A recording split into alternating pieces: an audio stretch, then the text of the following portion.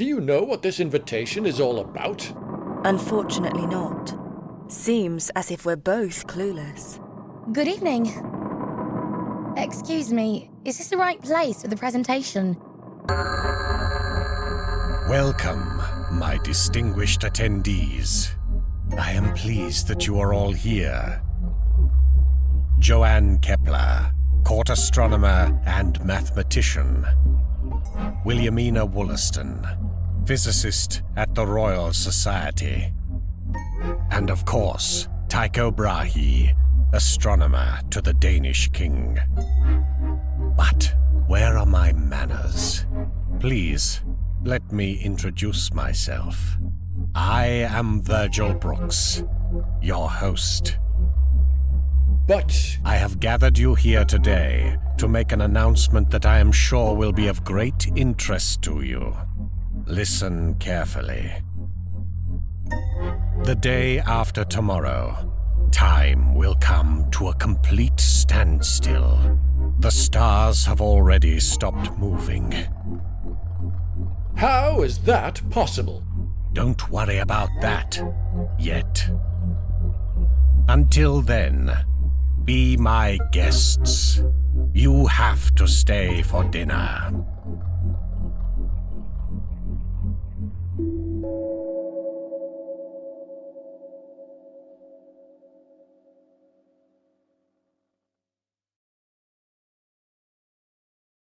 Welcome, Mr. Brahe. Mr. Brooks is already awaiting you.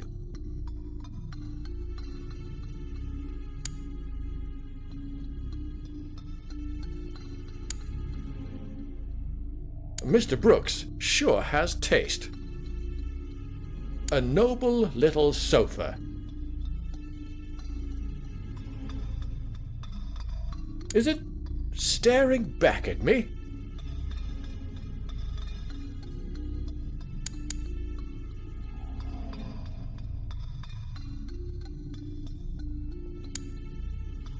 A disconcerting eye made of glass. The front door. I don't know what's behind this door. Mr. Brooks advised me not to let anyone in the cellar. It's much nicer here anyway. Dusty wooden stairs.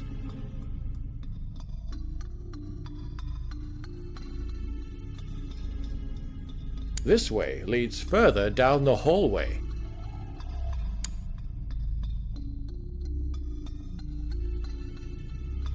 Mr. Brahe, welcome to my office. Feel free to look around. What is that strange machine over here? Oh, that. That is my cognitive enhancer. I bought it once from a very tiny man in Amsterdam. He claimed that it would boost cognitive abilities, and that it would emit a high-pitched steam whistle sound when the user spends too much time pondering. But I realized that it does absolutely nothing besides whistling at completely random times. Oh, I'm sorry for your mispurchase. The seller better pray I never come back to Amsterdam. At least it looks fancy. It's Mr. Brooks' useless cognitive enhancer. Please leave the key to the cellar where it is. Of course. I really need to get my hands on it. A key is hanging on the wall. I can't make any sense of it. What's special about this teapot? It's one of my most precious belongings. A device I developed all by myself. When pouring something in, it distinguishes between different types of tea and holds the temperature at the perfect level. Earl Grey or Darjeeling, peppermint or matcha. Everything is possible with this special teapot. A pencil drawing is hanging on the wall. It's a drawing of an impressive organ. I learned to play that instrument during my time in Prague. You seem to be a man with many talents, Mr. Brooks. Dedication, Mr. Brahe. I am a very dedicated man. A pencil drawing is hanging on the wall.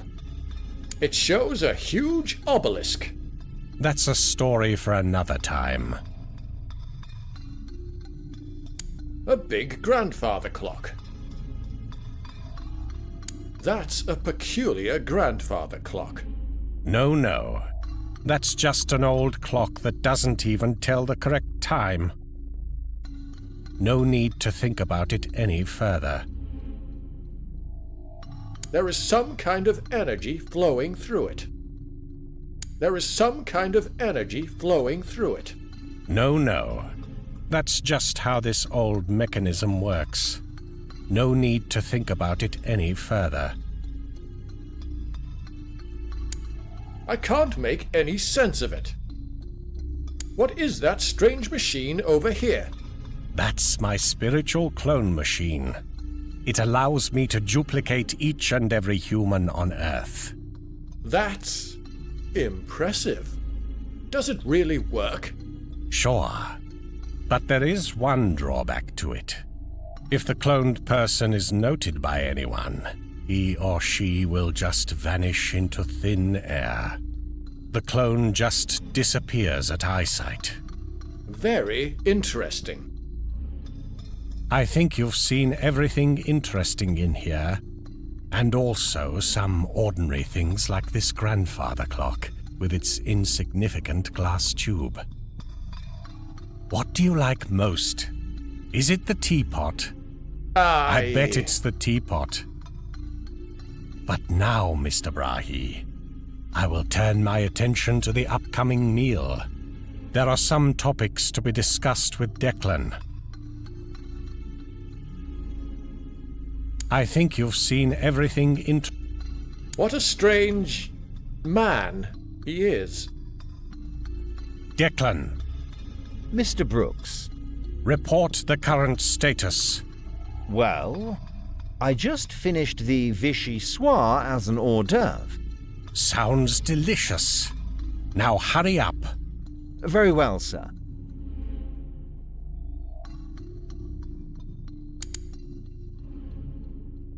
Declan, Mr. Brooks. what took you so long? Didn't I tell you that I want you to react quicker? Very well, sir.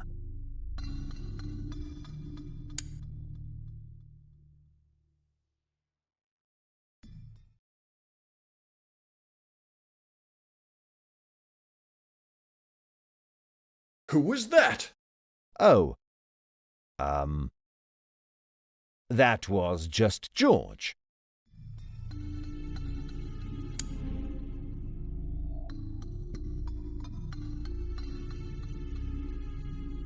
Declan, Mr. Brooks. I just thought about the delicious black pudding you cooked last week. Well, It was extraordinary. thank you, Mr. Brooks.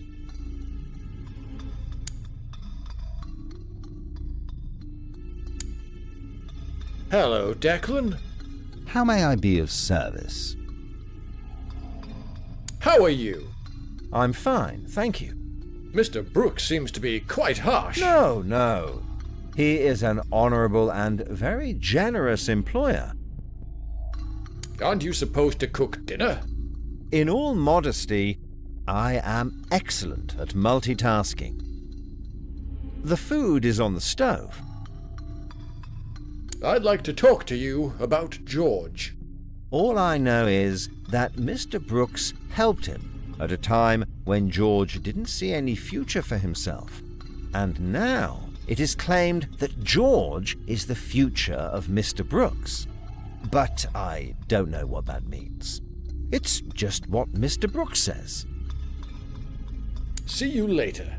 Have a nice evening, Mr. Brahe. Declan,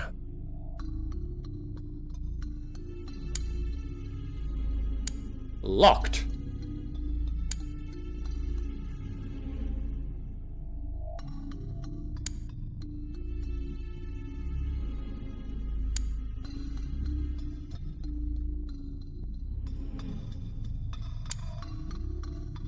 Please leave the key to the cellar where it is. Of course. I really need to get my hands on it. It's much too heavy. Declan. Mr. Brooks. Got it. I just want you to get back to work, Declan. Very well, sir.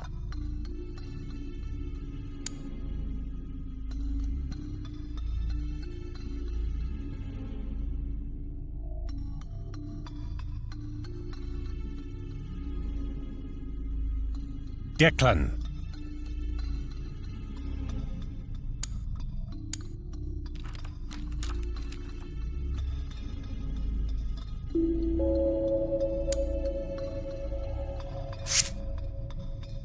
October 23rd. The moon hangs low tonight, casting eerie shadows across the mansion. Mr. Ambrose Fairchild, that peculiar owlish visitor, haunts my thoughts.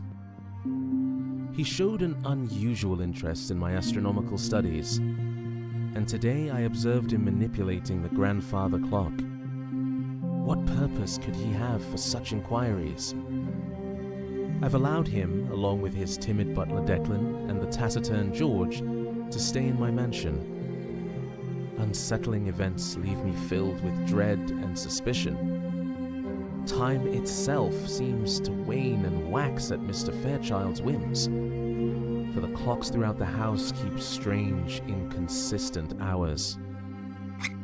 October 26th. Another sleepless night has passed, and the mansion feels like a prison. Mr. Ambrose Fairchild taunts me with cryptic knowledge, and his visits to my study grow more frequent. Last night, under the ghastly glow of the full moon, I beheld the true extent of his sinister influence. October 27th. The final entry, dear diary. For I know not if I shall survive this night. The clock strikes midnight, and I pen these words with trembling hands. Tonight I shall confront Mr. Ambrose Fairchild in the moonlit garden where the boundary between reality and nightmare blurs. Armed with a dagger, it is the only means to cut the sinister thread that binds him to my existence. If you find this diary, pray for my soul, for I fear I may be lost to the darkness that surrounds me. Farewell, dear diary, and may you find a safer haven than my own tortured mind. Mr. Brahe, what are you doing in here?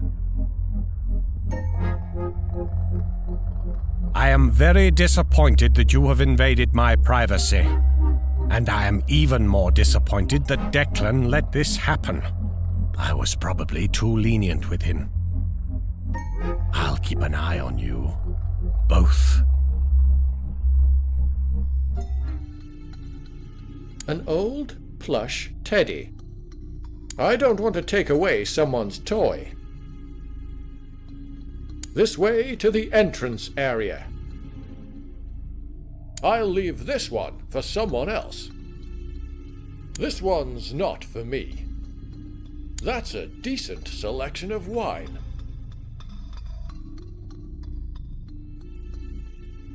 I'll leave this one for someone else. I'll pass on this one. I'll leave this one for someone else. I'll pass on this one. Nah, I don't want it. That's a decent selection of wine. Nah, I don't want it. Not interested in this bottle. I'll pass on this one. Not interested in this bottle. I'll pass on this one. Not interested in this bottle. I'll pass on this one. Nah, I don't want it. This one's not for me. I'll leave this one for someone else. This one's not for me.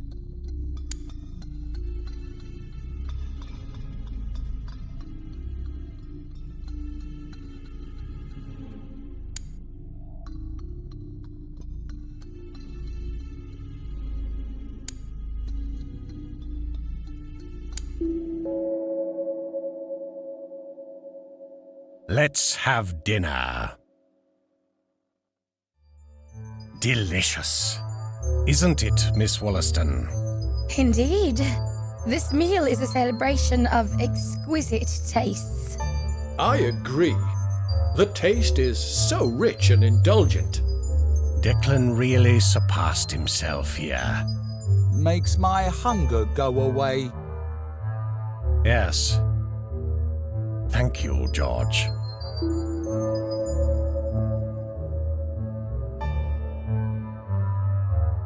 Who is supposed to sit in the empty chair? The unoccupied chair is for Declan. I allow him to eat our leftovers. If there are any, that is. About the time coming to a standstill.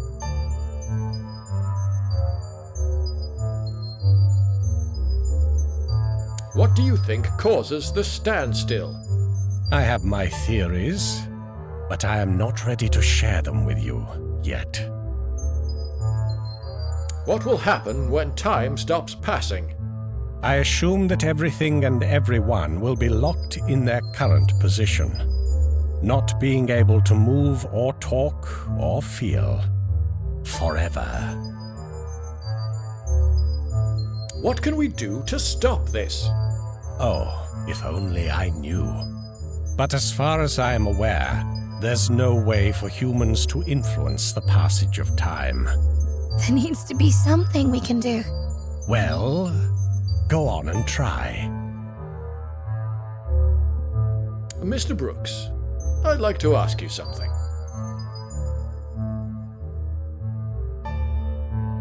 I can't help but notice you seem to have the appearance of an owl. Oh dear, it's getting late. I'd really like to know why you are an Oxygen-inhaling species? Well, that's an odd question, don't you think, Mr. Brahe? I never heard of you before you invited us here. What's your story? I've become pretty reclusive recently. But before I moved here, I lived in many places of this planet. Never stayed for a long time. I am always eager to learn, and always eager to experience the beautiful things in life. No, really. Please tell me, why do you look like an owl? Organ player? Well, I learned to play that instrument during my time in Prague. I'm intrigued. What led to you becoming, you know, an owl? Ostrich? Well, now you're getting silly. I am clearly not an ostrich, as everybody can see. Oh dear. Why are you an owl? Obelisk enjoyer? Well, that's a story for another time. About George. We hadn't had time to talk to each other so far. Yes, that's because he's very busy at the moment. Are you also a scientist, George? I am a lawyer. He's my lawyer. Do you also live here, at Mr. Brooks' house? Yes, he does. That's pretty unusual for a lawyer to live with his client, isn't it? It is just the way I want it to be. And do you want to live here, George? I live here, at Mr. Brooks' house. I am his future. Enough, George. From tomorrow onwards, you are suspended from having dinner with us. And, Mr. Brahe, that is none of your concern. Mr. Brooks, I'd like to ask you something. It seems to me as if you look like an owl. Onion connoisseur? Well, I simply can't get enough of their incredible taste. whether they're caramelized to a sweet golden perfection in a savory dish or adding a satisfying crunch to a fresh salad. I'm absolutely enthusiastic about their versatility and flavor. Onions bring a unique depth and richness to so many of my favorite recipes. From the zingy red onions in a tangy salsa to the mellow, comforting sweetness of sautéed onions in a French onion soup. So, whether it's crispy fried onions on a green bean casserole or the aromatic base for a hearty stew, onions are a true culinary marvel, and I can't help but savor every delicious moment with them. Yes, that was exactly what I wanted to know. Anytime, Mr. Brahe. Mr. Brahe, if you don't mind, may I ask you something? Of course. It's about your golden nose. How did it happen? Miss Wollaston, this is such a rude question. Asking someone about their unusual appearance. You must be embarrassing, Mr. Brahe. No, it's fine. You are mistaken, Mr. Brahe. It is clearly not appropriate. Oh dear. All right. That was a hard day for everybody. With a blissful meal as the crescendo. Have a good night, my distinguished guests. At the Owl Observatory. Wishlist now. You have to stay for dinner.